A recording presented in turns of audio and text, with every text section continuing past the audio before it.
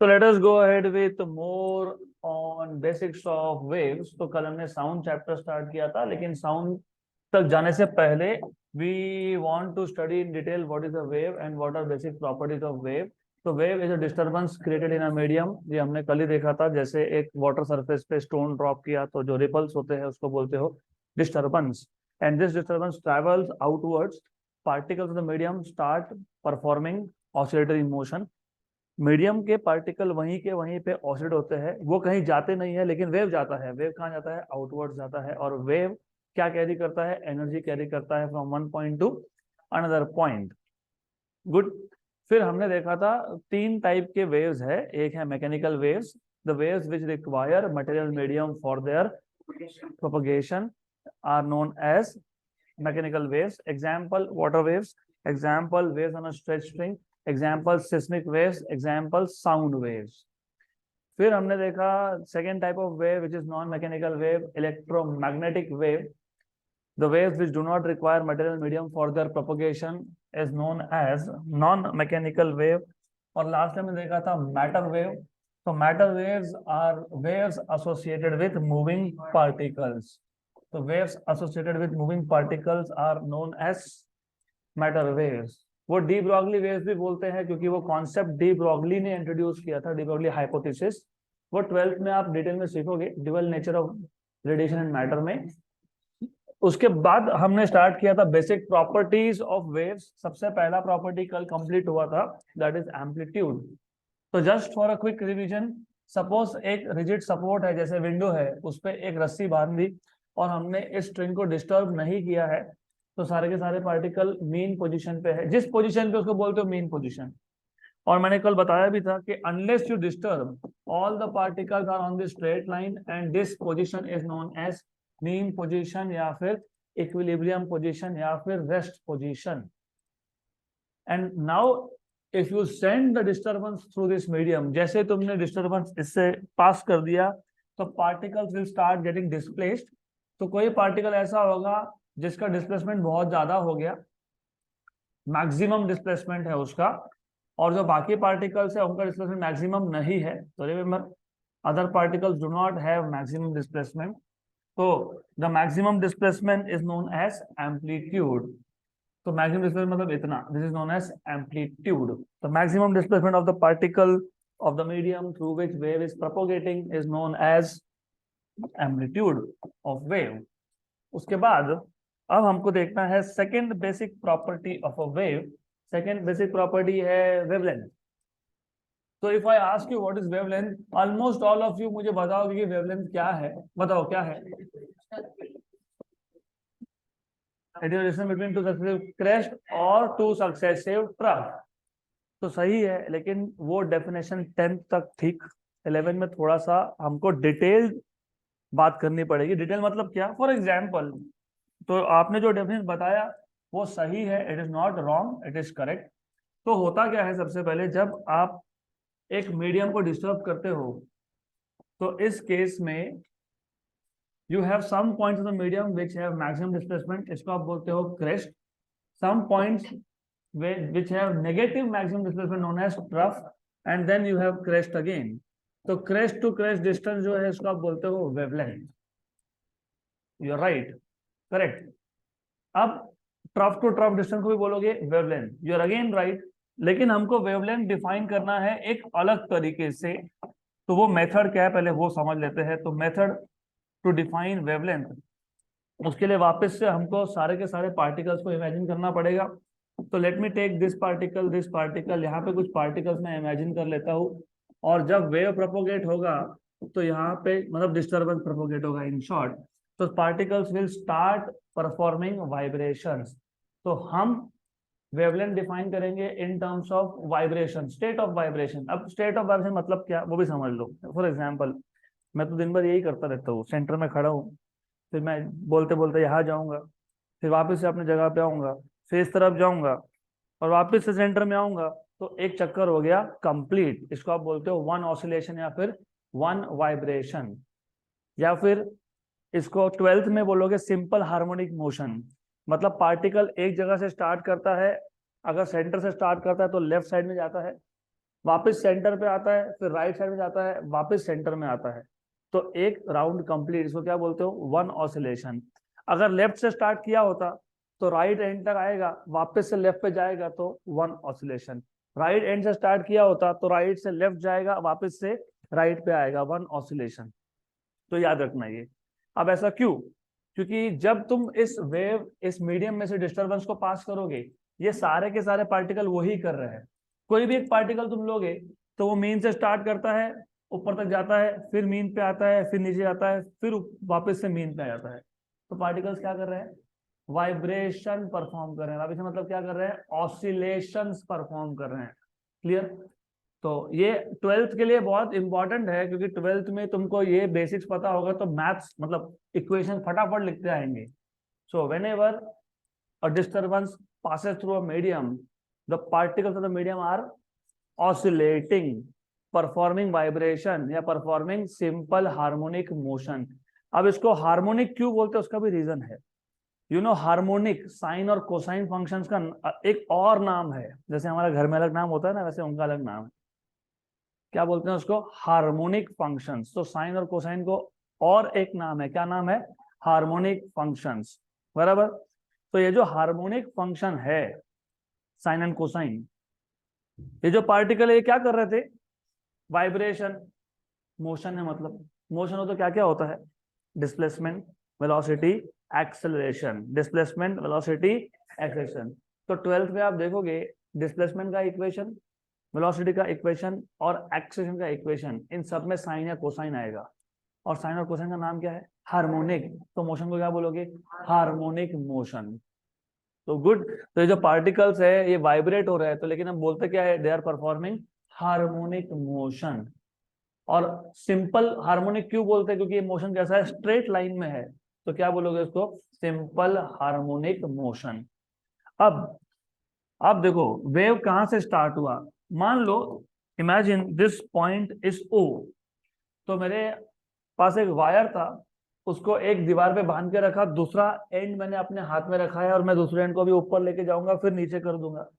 तो वेव कहां से स्टार्ट हुआ, मेरे हाथ से। मेरा हाथ मतलब कौन, ओरिजिन। तो ये पार्टिकल सबसे पहले वेव कहां पहुंचा, इस पार्टिकल पे। उसके बाद कहां पहुंचा, इस पार्टिकल पे, फिर यहाँ पे, फिर यहाँ पे। गुड। फिर इस पार्टिकल पे पहुंचा, फिर इस पार्टिकल पे आ गया। ऐसा करते करते वेव मीडियम के हर एक पार्टिकल पे पहुंच जाएगा। तो wave will reach each particle of the medium. तो ये वाले पार्टिकल को फिलहाल छोड़ देते हैं, बाद में देखेंगे उसको। तो इफ यू कनेक्ट, तो ये आपको क्या मिल गया, एक वेव। यहां तक क्लियर? पक्का? हमको डिफाइन क्या करना है, वेवलेंथ। क्या डिफाइन करना है हमको, वेवलेंथ। तो वेवलेंथ डिफाइन करने के लिए एक अल्टरनेट मेथड यूज करेंगे। ये जो पार्टिकल है जो ओरिजिन पे है, और ये जो पार्टिकल है ये ए पे है, ये दोनों पार्टिकल कहाँ पे है, क्रेस्ट पे, मतलब मैक्सिमम डिस्प्लेसमेंट पे। बराबर? ये जो पार्टिकल है बी और ये पार्टिकल है सी, वो कहाँ पे है, ट्रफ, मतलब मिनिमम डिस्प्लेसमेंट। मिनिमम मतलब maximum displacement on the opposite side. पक्का? अब तो डिफरेंस क्या है फिर दोनों में डिफरेंस सिर्फ इतना है, पहले वेव कहां पे पहुंचा, ओ पार्टिकल पे, बाद में वेव कहां पे पहुंचा, ए पार्टिकल पे। और जब वेव मीडियम में एक पार्टिकल पे पहुंचता है तो पार्टिकल क्या करते हैं, ऑसिलेशंस। क्या करते हैं, ऑसिलेशंस। अब देखो ऐसा है, ये जो पार्टिकल है ओ, वेव पहले यहाँ पे आया था, ये पार्टिकल ऊपर गया था, फिर नीचे गया था, फिर और नीचे गया था, फिर यहाँ पे आया और फिर वापस यहाँ पे आ गया। तो इमेजिनेशन थोड़ा बड़ा हो क्या रहा है, वो ऐसा रहा है कि पहले वेव कहाँ पे पहुंचा, ओ पे। कहाँ पहुंचा पहले, ओ पे। तो ओ का जो पार्टिकल है उसका एक वाइब्रेशन ज्यादा है कंपेयर टू ए। अगर ए का पहला ही ऑसिलेशन है तो ओ का दूसरा है, ए का अगर दूसरा है तो ओ का तीसरा है। इसका अगर तीसरा तो इसका चौथा है, इसका चौथा तो इसका पांचवा है। ऐसा क्यों? क्योंकि पहले वेव कहाँ पे आया था? ओ पे, बाद में कहाँ गया? ए पे, बराबर। अगर ये चीज छोड़ दी, ऑसिलेशन नंबर छोड़ दिया सिर्फ, तो बाकी सब सेम है।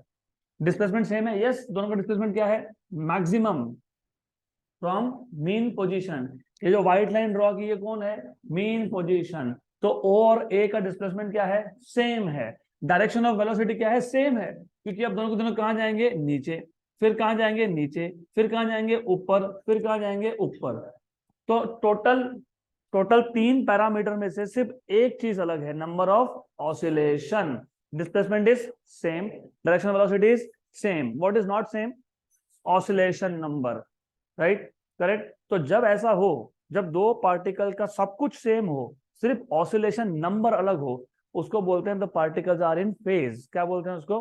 Particles are in phase. तो distance between two successive particles which are in phase is known as wavelength.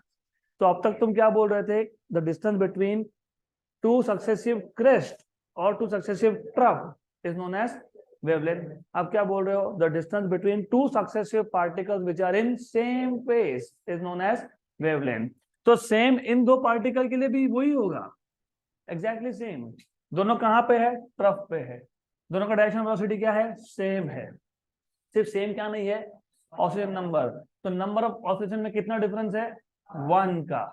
कितना? 1। तो इन दो पार्टिकल्स को हम क्या बोलेंगे? इन फेज। तो इन दो पार्टिकल का भी डिस्टेंस को क्या बोल दोगे? वेवलेंथ। इसको भी क्या बोल दोगे? वेवलेंथ। तो अब जो आप बोल रहे थे the distance between two successive crest और two successive trough is wavelength, अब हम इसको अलग तरीके से डिफाइन करेंगे। हम बोलेंगे, क्या बोलेंगे? The distance between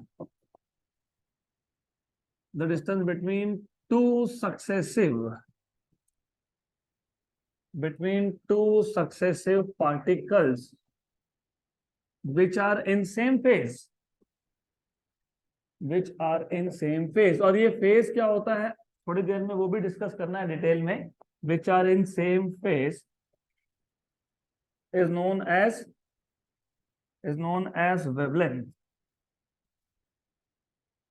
wavelength, lambda. और क्योंकि वेव लेंथ, नाम में ही लेंथ है, तो ऐसा यूनिट बताओ, मीटर। डायमेंशन बताओ, L1। तो मैं लिखूंगा नहीं, क्योंकि वो वेरी क्लियर थिंग कि ये लेंथ है। इसके बाद अगला डेफिनेशन है period.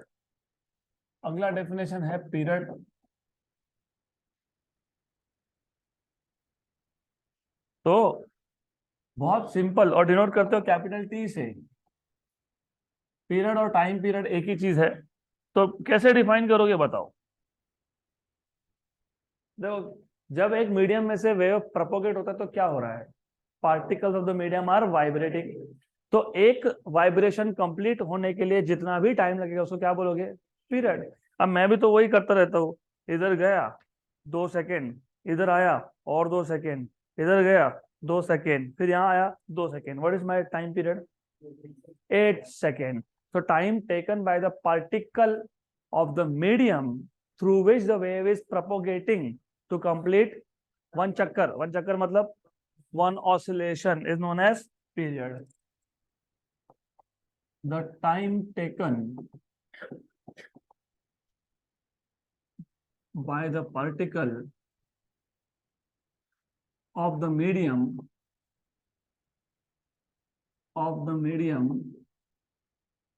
through which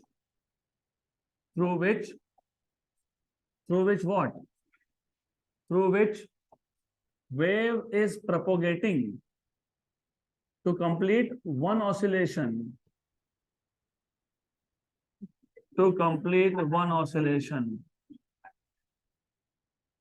Is known as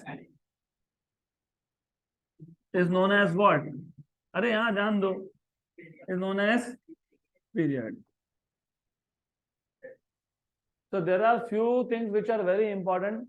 Number 1, ये बोलना जरूरी है through which the wave is propagating। ऐसा क्यों? तुम मुझे बताओ, हम लोग बेसिक्स किसका देख रहे हैं? वेव का देख रहे हैं कि पार्टिकल का देख रहे हैं? वेव का। We are talking about basic definition of waves, और हमने बोला time taken by the particle to complete one oscillation. हमको टाइम पीरियड वेव का डिफाइन करना था, कि पार्टिकल का? हाँ, तो फिर आइडिया ये है कि जिस मीडियम में से वेव प्रोपोगेट होता है उसके पार्टिकल्स ऑसिलेशन परफॉर्म करते हैं, तो उस एक पार्टिकल को एक ऑसिलेशन कंप्लीट करने में जितना भी टाइम लगेगा उसको बोलोगे टाइम पीरियड। तो ये मेंशन करना इंपॉर्टेंट है, अगर वेव पास हुआ ही नहीं तो पार्टिकल वाइब्रेट होंगे? नहीं। तो पार्टिकल्स का टाइम पीरियड की बात होगी? नहीं।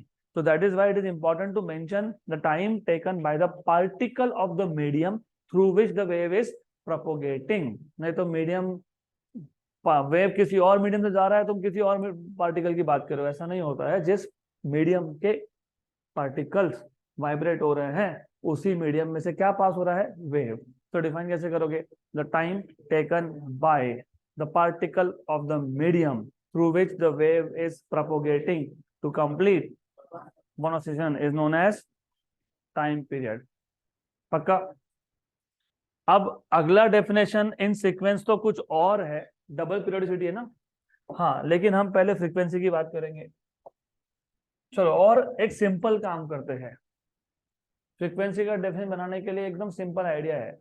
सपोज मेरे पास एक पार्टिकल है जिसको एक ऑसिलेशन कंप्लीट करने के लिए 0.25 सेकेंड लगते हैं। कितना? 0.25। तो एक सेकेंड में कितने चक्कर हो गए? 4। तो फ्रीक्वेंसी इज 4। मतलब एक सेकेंड में पार्टिकल ने कितने वाइब्रेशंस परफॉर्म किए उसको बोलते हो frequency. The number of vibrations performed by particle of the medium through which wave is propagating per unit time। per unit time मतलब per second is known as frequency। तो frequency define कैसे करोगे? the number of vibrations or oscillations performed by the particles of the medium through which the wave is propagating per unit time is known as frequency। तो अगला definition हम पहले बना लेंगे frequency का। सिंपल है।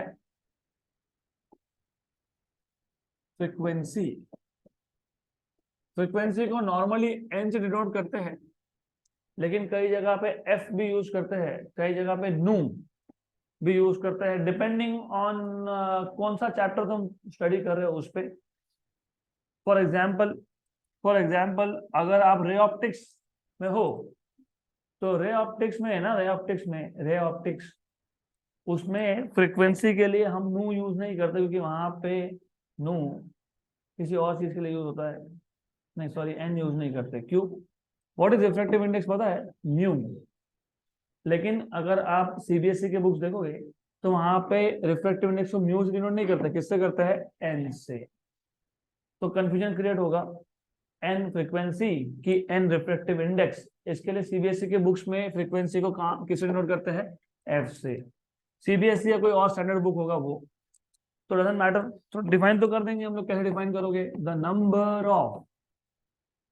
नंबर ऑफ ऑसिलेशंस मतलब vibrations. Okay, oscillations perform by, किसने परफॉर्म किए? Perform by the particles of the of the of the medium through which wave is propagating per unit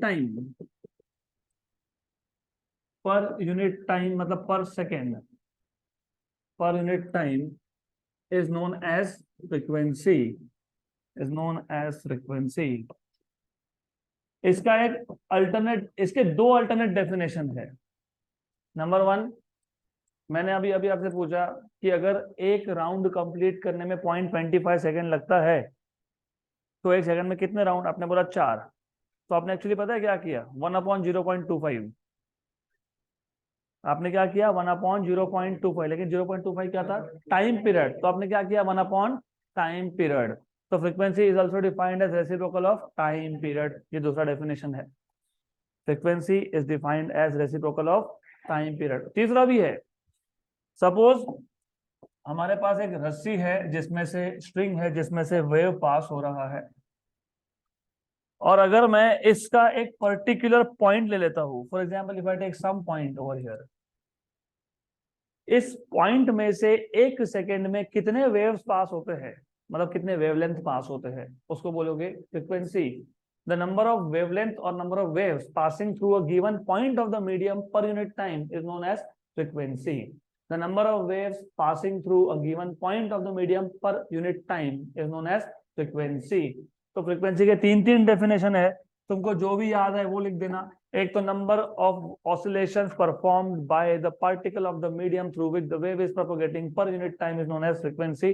the reciprocal of time period is frequency. तीसरा, the number of waves passing through a point of the medium per unit time is known as frequency. Then अभी तुम बोल ही रहे हो reciprocal है तो ठीक है, frequency is one upon time period. तो मुझे बताओ what is the SI unit of frequency? पर सेकेंड, वन अपॉन सेकेंड, इसको बोलते हो हर्ट्ज। क्या बोलते हो इसको? हर्ट्ज। और डिनोट करते हो एच जेड से। और डायमेंशन क्या आएगा? T raise to minus one. Simple. अगला डेफिनेशन इंपॉर्टेंट है और इंटरेस्टिंग है, which is known as double periodicity. क्या बोलते हैं इसको? Double periodicity.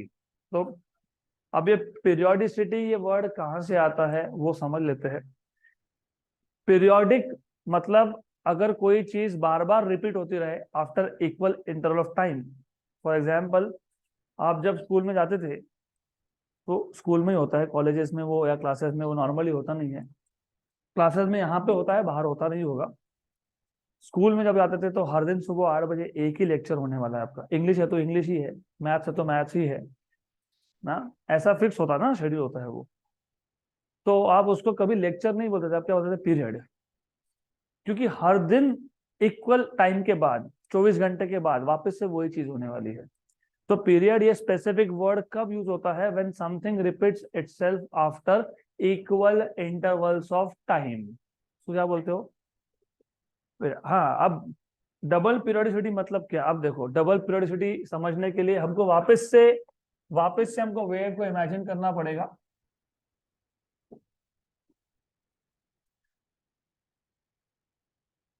और ये सारा हम लोग बना रहे हैं बेस 12th का। इसके लिए तो यहाँ पर दिया है कि ये आपका 11वीं में हो जाएगा तो 12वीं में दिक्कत नहीं आएगी, you will not face problems in 12th। तो अब ऐसा है, हमारे पास है वेव।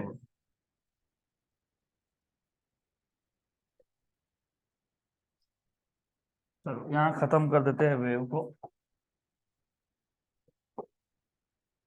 अब डबल पीरियोडिसिटी का मतलब क्या है वो समझ लो। डबल पीरियोडिसिटी, डबल मतलब दो, तो यहाँ पे दो पीरियोडिसिटी है। कौन से दो है वो भी समझ लेते हैं। एक, at any location. Any location मतलब कोई भी एक पॉइंट ले लो। Let us take any point. चलो मान लेते हैं ये पॉइंट है, सम पॉइंट P। तो at any location the particle of the medium repeats its motion after equal interval of time. मतलब क्या? ये ना, फिजिक्स में बहुत सारे कॉन्सेप्ट प्योरली इमेजिनरी होते हैं, तो थोड़ा सा लिंक बनाना पड़ेगा। मीडियम कौन है? रस्सी। डिस्टरबेंस क्या है? वेव। तो जब डिस्टरबेंस इस रस्सी में से पास होगा, स्ट्रिंग में से पास होगा, तो पार्टिकल्स क्या करेंगे? वाइब्रेशन। और कभी भी आप देखोगे तो at a given instant of time अगर फोटो निकाल लिया वेव का, तो ऐसा दिखेगा। मतलब ये जो वेव स्ट्रक्चर तुम देख रहे हो, ये एक पर्टिकुलर टाइम इंस्टेंट पे है। ऐसा क्यों बोल रहा हूँ? क्योंकि पार्टिकल क्या रुक जाएंगे क्या? इधर आके रुक जाएंगे? नहीं, वो उसको देखना है मैं रुक जाता हूँ, ऐसा तो होता नहीं है। पार्टिकल्स क्या करते हैं? कंटिन्यूअसली वाइब्रेट हो रहे हैं। पार्टिकल्स क्या कर रहे हैं? कंटिन्यूअसली वाइब्रेट हो रहे हैं। तो just a minute, vibrate particle करना था, वो वेव हो गया। हाँ, तो ये पार्टिकल क्या कर रहा है? कंटिन्यूअसली वाइब्रेट हो रहा है। तो सिर्फ ये पार्टिकल वाइब्रेट हो रहा है कि नहीं, कोई और पार्टिकल होगा वो भी कंटिन्यूअसली क्या करेगा? वाइब्रेट। कोई और पार्टिकल होगा वो भी क्या करेगा? वाइब्रेट। तो this particles are continuously vibrating at their own position. एक जगह से दूसरी जगह जा नहीं रहे, अपने जगह पे क्या कर रहे हैं? वो वाइब्रेशन। राइट। हमने जब वेव ड्रॉ किया, मतलब मेरा बताने का मतलब ये था कि ये एक पर्टिकुलर इंस्टेंट ऑफ टाइम पे है। मतलब क्या? थोड़ा और डेप्थ में सोचो। सपोज अगर ये पी पार्टिकल अभी मैक्सिमम डिस्प्लेसमेंट पे है, तो अगले सेकंड पे नहीं होगा, वो नीचे आ जाएगा। और जो नीचे था वो ऊपर जाएगा। तो this is what keeps on happening, ऐसा होता रहता है, ऐसा चलता रहता है। तो हमने जब देखा तो हम एक पर्टिकुलर इंस्टेंट ऑफ टाइम पे देख रहे थे वेव को, बराबर, यहां तक क्लियर हुआ। तो ये जो तुम वेव ड्रॉ करते हो ये at a given instant of time है, ये at a given instant of time है। अब सपोज मैं एक लोकेशन फिक्स कर लेता हूं, तो ये जो लोकेशन है पी, इसका पार्टिकल क्या कर रहा है, वाइब्रेशंस परफॉर्म कर रहा है। अगर इसको एक राउंड कंप्लीट करने में सपोज 2 सेकंड लग जाते हैं, इमेजिन इट टेक्स 2 सेकेंड्स, तो अगली बार कितना टाइम लगेगा, 2 सेकेंड, फिर अगली बार कितना लगेगा, फिर अगली बार कितना लगेगा, फिर कितना लगेगा, 2 सेकेंड।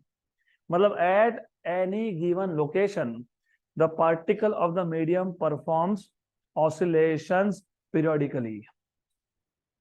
हर बार 2 सेकेंड के बाद पार्टिकल वापस अपने जगह पे आने ही वाला है, फिर चाहे वो पार्टिकल पी पोजीशन का हो या वो क्यू पोजीशन का हो, हर बार पार्टिकल 2 सेकेंड के बाद, एग्जाम्पल 2 सेकेंड बोला है, 10 सेकेंड भी हो सकते हैं, 1 सेकेंड भी हो सकता है, आधा सेकेंड भी हो सकता है, the particle will reach again the same position after equal interval of time. तो ये पीरियोडिक इन टाइम हो गया। तो इन शॉर्ट, अगर कोई चीज खुद को बार बार रिपीट करे सेम टाइम इंटरवल के बाद, तो क्या बोलते हो, पीरियोडिक इन टाइम। यहाँ पे पार्टिकल का वाइब्रेशन खुद को रिपीट कर रहा है बार बार after equal interval of time, तो उसको क्या बोलोगे, पीरियोडिक इन टाइम। यहाँ तक क्लियर। तो periodic in time single periodicity हो गया, डबल क्यों बोला होगा। अब देखो वापस एक बार लिंक करो, जब मैं यहाँ पे बात कर रहा था पीरियोडिक इन टाइम, तो मैंने स्टार्ट कहाँ से किया, एट अ गिवन लोकेशन। मतलब तुमने पहले एक पोजीशन फिक्स की, उस गिवन पोजीशन पे after equal interval of time क्या हो रहा है, मोशन खुद को रिपीट कर रहा है। तो जब आप पीरियोडिक इन टाइम की बात करते हो तो फिक्स किसको करते हो, लोकेशन को। किसको फिक्स करते हो, उल्टा सोचो, अगर मैं टाइम फिक्स कर देता हूं, मतलब मैंने वेव का फोटो निकाल लिया, तो फोटो निकालना मतलब एक इंस्टेंट ऑफ टाइम होता है। आप भी जाते हो इंस्टाग्राम पे टाइमलाइन देखते हो खुद की, टाइम लाइन क्यों बोलते हैं, क्योंकि वो तब फोटो निकाला था। हाँ, तो 10 साल पहले निकाला, तो वैसे ही हो गया आज, दैट इज द आइडिया। तो मैंने अगर वेव का फोटो निकाला और 2 दिन के बाद देख रहा हूँ, वेव वैसा ही रहेगा नहीं, लेकिन वो वेव का फोटो उस गिवन इंस्टेंट ऑफ टाइम पे है। तो मैं अभी, जब मैं पीरियोडिसिटी ऑफ टाइम की बात कर रहा था तो मैंने लोकेशन फिक्स की, जब मैं पीरियोडिसिटी ऑफ लोकेशन की बात करूंगा तो क्या फिक्स करूंगा, टाइम, राइट। तो अब क्या बोलोगे, at a given instant of time. तो गिवन इंस्टेंट ऑफ टाइम पे क्या हो रहा है, देखो एक क्रेस्ट आया, कुछ डिस्टेंस के बाद दूसरा क्रेस्ट आया, वेवलेंथ, फिर वापस कुछ डिस्टेंस के बाद, सेम डिस्टेंस के बाद क्या आया, क्रेस्ट आया, ट्रफ आया, इक्वल डिस्टेंस के बाद वापस ट्रफ आया, इक्वल डिस्टेंस के बाद वापस से ट्रफ आया।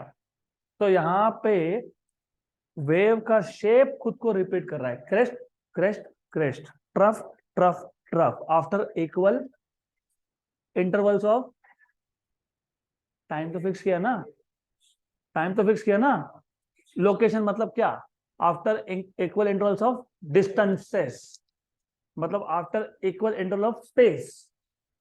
तो एक पीरियोडिसिटी कहां से आ रहा है, टाइम से, दूसरा कहां से आ रहा है, डिस्टेंस से, हो गया डबल पीरियोडिक।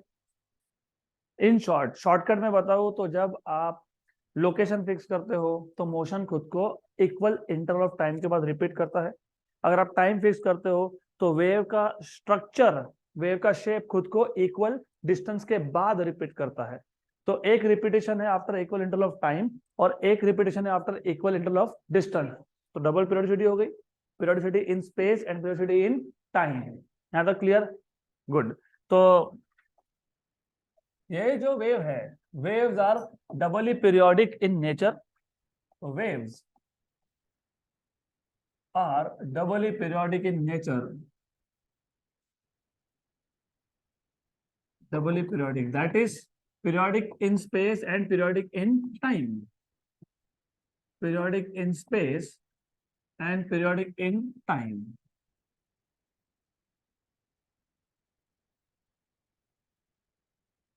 क्लियर, बाकी डिटेल तो नोट्स में है, पर इतना पता होना जरूरी है।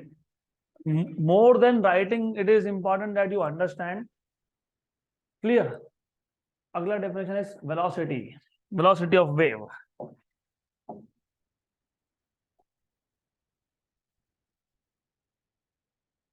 Next definition is velocity. Velocity, what is definition of velocity? तो वही है. Velocity is defined as a distance traveled by a wave per unit time. So velocity is defined as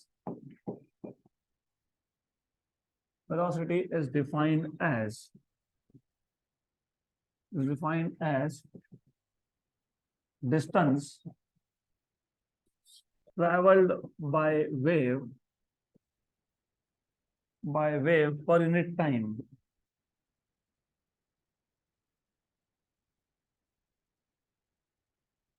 All right.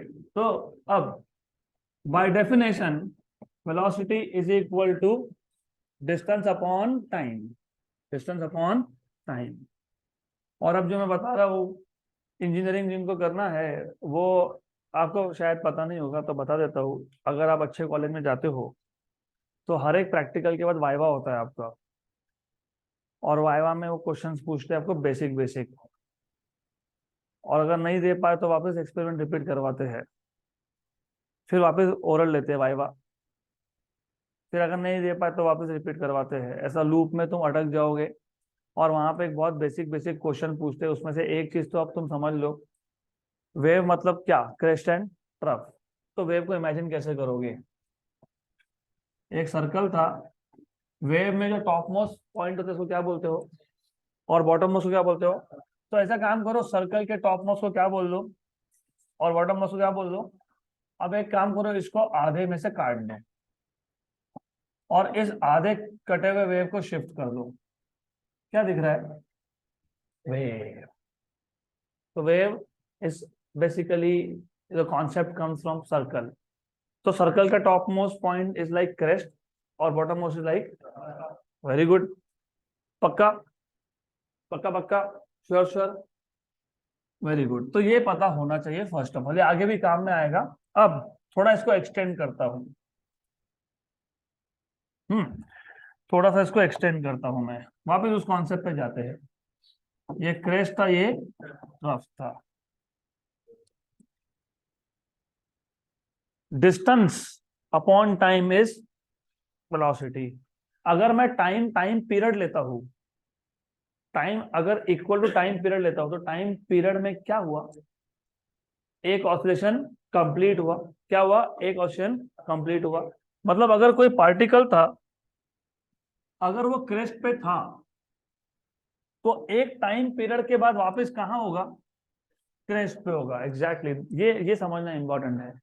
अगर मेरे पास एक पार्टिकल था जो crest पे था, तो एक टाइम पीरियड के बाद, मतलब एक चक्कर उसका कंप्लीट हो गया, तो वापस कहाँ आ गया? क्रेस्ट. कहाँ पे आ गया? कहाँ पे आ गया? Very good. तो अब velocity v is equal to something upon time period. तो टाइम पीरियड ले लिया आपने. अब इमेजिन करो, ये पार्टिकल कहाँ था? क्रेस्ट पे था. वैसे पार्टिकल कर क्या रहा है? ऑसिलेशन. तो एक टाइम पीरियड के बाद वापस कहाँ पे आ गया? क्रेस्ट पे. कहाँ पे आ गया? क्रेस्ट पे. अगर मैं इसको थोड़ा अलग तरीके से इमेजिन करता हूँ, मैं बोलता हूँ कि ये क्रेस्ट पे था, एक राउंड के बाद वापस आ गया क्रेस्ट पे. ऐसा इमेजिन करने की जगह पे मैं ऐसा इमेजिन करता हूँ, क्रेस्ट पे था, वापस आ गया क्रेस्ट पे. तो एक राउंड कंप्लीट हो गया. टाइम पीरियड में एक ही राउंड होता है ना. तो क्रेस्ट से अगला क्रेस्ट, क्रेस्ट से तो डिस्टेंस कितना है? खत्म, बात हो गया. तो डिस्टेंस कितना लिखोगे? डिस्टेंस आप लिखोगे यहाँ पे वेवलेंथ लैम्डा. क्या लिखोगे यहाँ पे? लैम्डा. अब हमने रे ऑप्टिक्स में एक फॉर्मूला यूज किया था, v equal to n lambda, frequency into wavelength. What is frequency? 1 upon, तो ये 1 upon time period is frequency. तो v इक्वल टू, तो ये ऐसा आता है इक्वेशन. तो आपने शायद स्कूल लेवल में भी यूज किया होगा, velocity is frequency into wavelength. तो ये ऐसा डिराइव होता है. This is something which comes from basic idea of oscillations. तो एक टाइम पीरियड में डिस्टेंस कितना कवर होता है? वेवलेंथ, 2 में कितना होता है 2 वेवलेंथ, 3 में कितना होता है 3 वेवलेंथ, 4 में कितना होता है 4 वेवलेंथ। वेलोसिटी डिफाइन कैसे करते हैं, डिस्टेंस अपॉन टाइम। तो वेव का वेलोसिटी मतलब distance travelled by wave upon time. एक टाइम पीरियड में वेव ने कितना डिस्टेंस ट्रेवल किया, 1 वेवलेंथ। तो डिस्टेंस कितना है लैम्डा, टाइम कितना है टाइम पीरियड, तो लैम्डा अपॉन टी। तो v equal to n lambda. This is how you obtain the relation between velocity and wavelength. अब एक चीज और याद रखो, नीट में क्वेश्चन आया था ये, और कुछ है ही नहीं उसमें। वेव है जो पहले एयर से ट्रेवल कर रहा था, फिर वो ग्लास में चला गया। तो which of the parameters remains constant, velocity, wavelength, frequency, all of the above.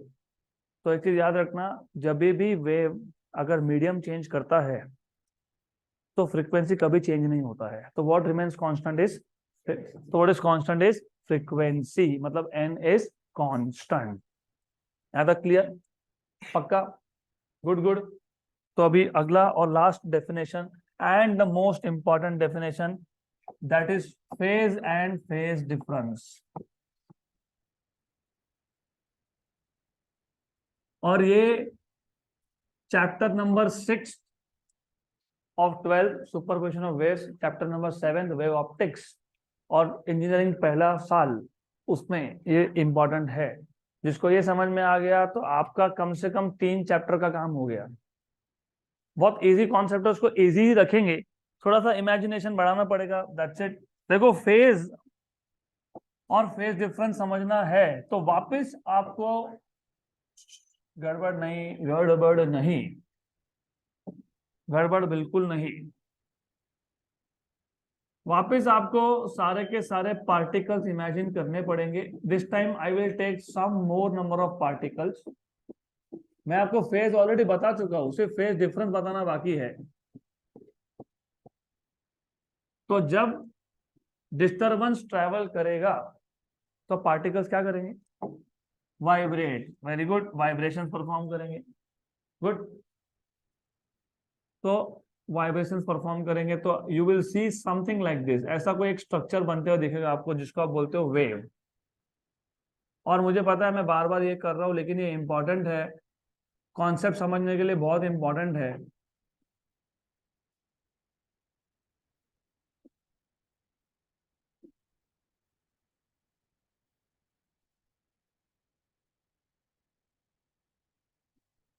बस ये लास्ट टाइम, इसके बाद जरूरत पड़ेगी नहीं हमको सब करने की, this is the last time we need all this.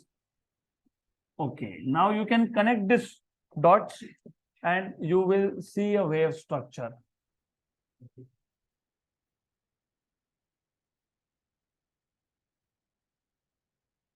अब फेज मतलब क्या, देखो इस मीडियम का हर एक पार्टिकल ऑसिलेशन परफॉर्म कर रहा है, राइट। तो ऑसिलेशन में 3 चीजें इंपॉर्टेंट है। नंबर 1 इज डिस्प्लेसमेंट, क्योंकि आप देख रहे हो हर एक पार्टिकल का डिस्प्लेसमेंट सेम नहीं है। ऐसे बहुत सारे पार्टिकल्स है जिनका डिस्प्लेसमेंट 0 है, 1 2 3 4 5 6 7 और 8 at a given instant of time. एक पर्टिकुलर टाइम इंस्टेंट पे ऐसे पार्टिकल्स है जिनका डिस्प्लेसमेंट क्या है 0, और ऐसे भी पार्टिकल है जिनका डिस्प्लेसमेंट है मैक्सिमम लेकिन टुवर्ड्स पॉजिटिव साइड। ऐसे भी पार्टिकल है जिनका मैक्सिमम है बट टुवर्ड्स नेगेटिव साइड। ऐसे पार्टिकल है कि जिनका ना मैक्सिमम है ना मिनिमम है टुवर्ड्स पॉजिटिव, ना मैक्सिमम है ना मिनिमम है टुवर्ड्स नेगेटिव, बराबर। लेकिन सारे के सारे पार्टिकल कर क्या रहे हैं, ऑसिलेशंस। डिस्प्लेसमेंट सेम है क्या, नहीं। और एक चीज, डायरेक्शन ऑफ वेलोसिटी सेम है क्या, नहीं। क्यों, देखो अब ऐसी बात है कि ये जो पार्टिकल है ये अब कहाँ आएगा, नीचे की तरफ, और ये कहाँ जाएगा, ऊपर की तरफ। तो ऑसिलेशन जब होता है तो डिस्प्लेसमेंट के साथ साथ एक और इंपॉर्टेंट पैरामीटर है, that is direction of velocity. Clear. और एक इंपॉर्टेंट पैरामीटर है, that is number of oscillation. मैंने इसलिए पहले बता दिया, ये जो क्रेस्ट के सारे पार्टिकल है उन सबका डिस्प्लेसमेंट सेम है, उन सबका डायरेक्शन ऑफ वेलोसिटी भी सेम है। सेम क्या नहीं है, नंबर ऑफ ऑसिलेशन। अगर इसका पहला ऑसिलेशन है तो इसका दूसरा है, इसका तीसरा है, इसका चौथा है। तो हम एक क्वांटिटी डिफाइन करते हैं जिसको बोलते हो फेज। वो आपको तीनों ही चीज बता देता है। वो आपको बताता है व्हाट इज डिस्प्लेसमेंट, वो आपको बताता है what is direction of velocity, और वो आपको बताता है what is the number of oscillation. तो फेज ऑफ अ वेव या phase of a particle of a wave describes state of oscillation. It gives you information about displacement, direction of velocity and number of oscillation. तो वो कैसे बताता हूं मैं, लेकिन पहले थोड़ा सा ये बेसिक डेफिनेशन लिख लेंगे, फिर मैं बताता हूँ कि कैसे हमको पता लगेगा। और नंबर, एक नंबर कैसे हमको सब कुछ बताता है, दैट यू विल लर्न। और वापस I am telling you, 6th number chapter और 7th नंबर चैप्टर, अगर आपको ये बेसिक कॉन्सेप्ट क्लियर नहीं हुआ तो दोनों चैप्टर में प्रॉब्लम होगा 12th के। And remember you will be preparing for CET minimum next year, minimum basics. और कंपटीशन इतना है कि टॉप के अलावा कुछ सोचना ही नहीं है, अब तो करना पड़ेगा, एक एक चीज आपको लगने वाली है। तो फेज क्या करता है पहले बताओ। Phase of a wave describes state of oscillation, describes state of oscillation. It describes, तीन चीजें बताता है। It describes number 1 displacement, number 2 direction of velocity,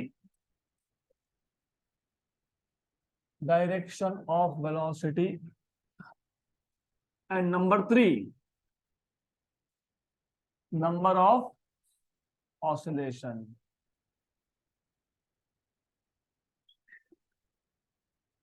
right. अब एक पैरामीटर, ये तीन इंफॉर्मेशन देता कैसे वो समझ लेते हैं। इसके लिए आपको chapter number 5 of 12 simple harmonic motion oscillation, उसमें वापस डिटेल में होगा, लेकिन फिलहाल at the point of introduction ये हमको पता होना चाहिए। तो एक काम करते हैं, पहले तो मुझे बताओ मीन पोजीशन कौन सा है। ये क्या था, मीन पोजीशन। वाइब्रेशन क्या है, अलोंग वाई, सही है। तो नाउ अगर पार्टिकल मीन पोजीशन पे है तो हम इसको बोलते हैं जीरो एंगल। क्या बोलते हैं इसको, क्या बोलते हैं इसको, जीरो एंगल, जीरो एंगल। और t इक्वल टू 0, क्योंकि मोशन स्टार्ट ही करेगा। अब जब ये पार्टिकल अपने राइट एक्सट्रीम पे जाता है, राइट मतलब पॉजिटिव साइड पे मैक्सिमम डिस्प्लेसमेंट पे जाता है, तो हम इसको बोलते हैं π/2। वापस चालू हो गया क्या तुम्हारा, इधर मतलब इधर, तो इसको हम लोग बोलते हैं कितना एंगल, π/2। कितना एंगल, तो थोड़ा और इजी कर देता हूँ। I am that particle which is performing oscillation. मान लो मुझे 8 सेकंड लगते हैं एक चक्कर कंप्लीट करने में, तो यहां से यहां जाने में कितना लगेगा, 2। मान लो मैं टाइम पीरियड को लिख रहा हूँ कैपिटल टी। क्या लिख रहा हूं मैं, कैपिटल टी। टाइम पीरियड कितना, 8। कितना, 8। तो सेंटर से यहां तक आने में मेरे कितना लगा, 2 सेकंड। मतलब कितना लगा, t/4। कितना लगा, t/4। वापस से सेंटर में आने में और t/4, मतलब और 2 सेकेंड्स। फिर राइट साइड में जाने में और 2 सेकेंड्स और t/4, और वापस से और t/4। तो कितने बार t/4, तो कितना हो गया, t/4 plus t/4 plus t/4 plus t/4, 4 times t/4, 4 cancel, तो कितना t।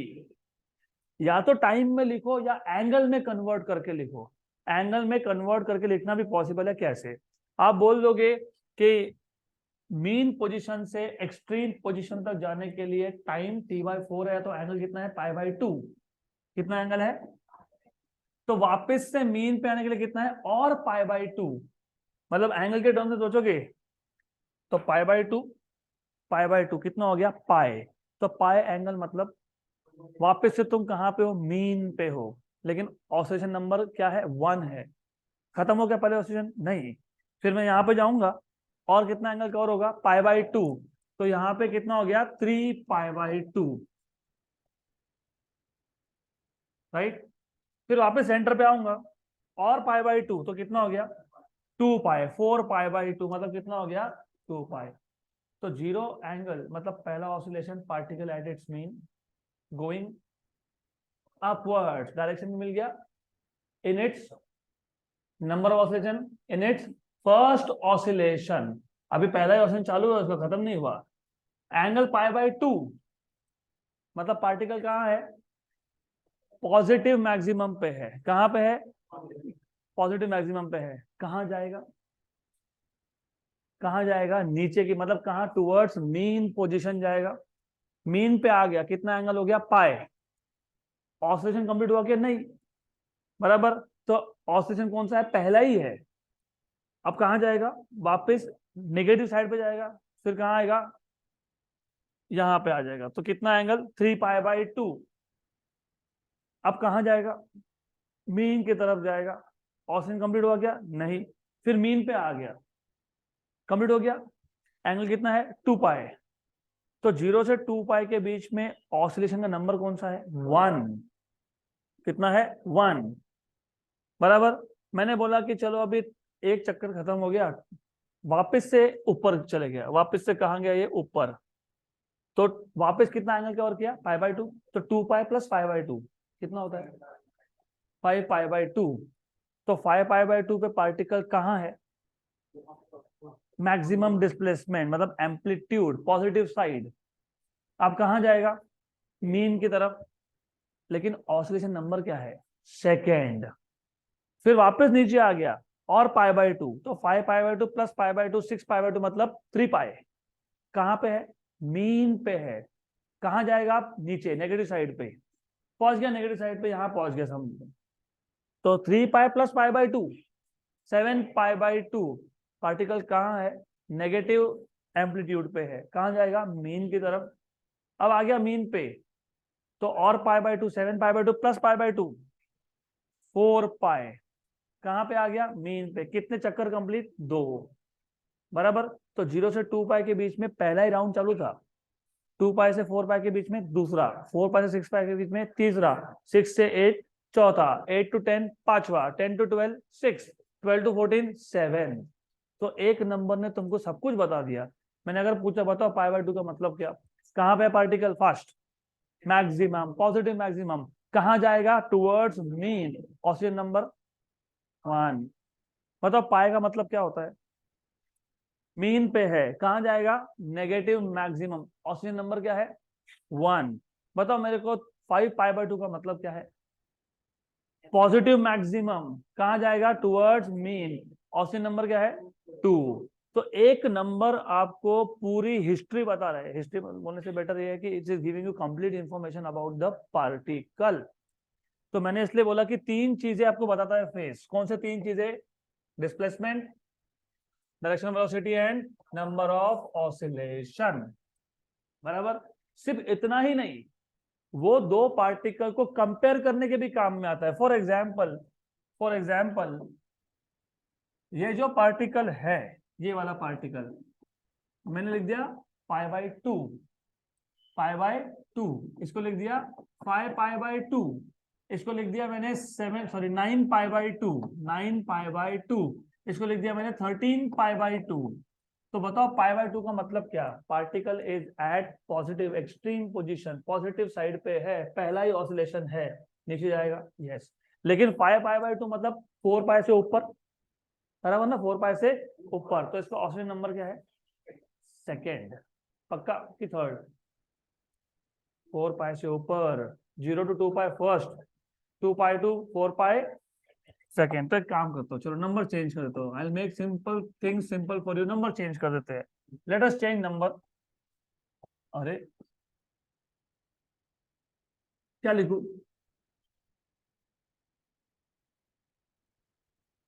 अरे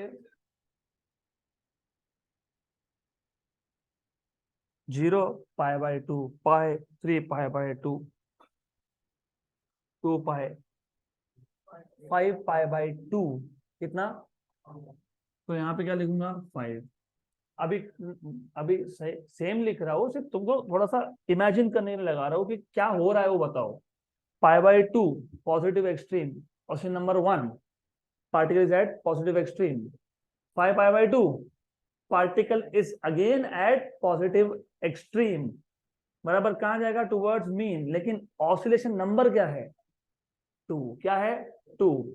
तो 4 का डिफरेंस है, ये पाए था, ये 5 पाए है। तो यहाँ पे कितना आएगा, अगर ये पहला ऑसिलेशन है, ये दूसरा है, तो ये कितना है, ये कितना है एग्जैक्टली तो फेज तो मिला ही, लेकिन साथ में फेज का डिफरेंस भी मिल गया। तो अगर मैंने बोल दिया π/2 तो बोलोगे पॉजिटिव साइड में है, अभी मीन की तरफ जाएगा, पहला ऑक्सीजन परफॉर्म कर रहा है। 13 π/2 पॉजिटिव साइड पे है, मीन की तरफ जाएगा, लेकिन ये चौथा ऑक्सीजन परफॉर्म कर रहा है। 17 π/2 पांचवा ऑसिलेशन है। 21 π/2 सिक्स्थ ऑसिलेशन है। तो ये फेज आपको 2 पॉइंट के डिफरेंस को भी बताने में हेल्प करता है। तो phase gives you information about displacement, direction of velocity, number of oxygen, and it is also used to compare to different particles. यहाँ तक क्लियर? तो बाकी का आप करेंगे कल।